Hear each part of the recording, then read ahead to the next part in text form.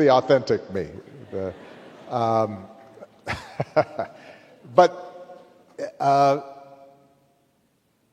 the capacity to create on TikTok or Instagram pretty much any image of anybody doing anything, that's going to not ease up. That's going to get worse. And what that means is the need for us all to recommit to sorting out what's true and what's false, what are facts and what are opinions. To understand the way that images can tap into the reptile side of our brain and feed anger and resentment rather than hope. Those are the kinds of issues that we're going to have to deal with. And again, that's going to be up to us actively, citizens, parents, teaching kids, schools, with their students, to grapple with. We cannot cooperate if we don't see the same facts. If I say this is an elephant and not a table, you'll think I'm crazy.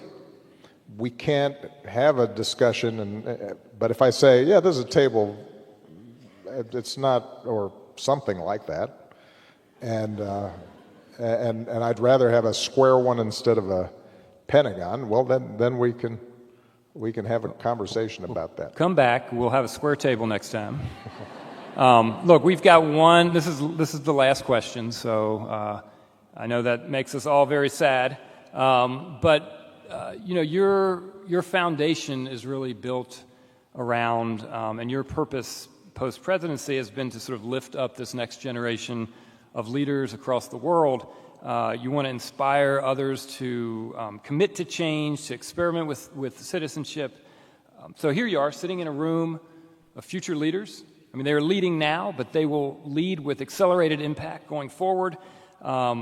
So thinking about the work of the foundation and advice for this group of students, how can they make a difference? Let me first of all describe why I think it was important for our foundation to operate not just in the United States but internationally, because I think that's relevant for today.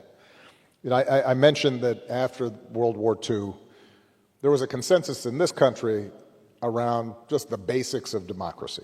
Even if we had disagreements on tax policy or abortion or what have you, there was an agreement in terms of how our societies and our politics needed to function. One of the remarkable things about America is that we did the same to a great degree for the world. I mean, all of you have grown up in an international order that was largely created by the United States and its allies after World War II, out of the rubble that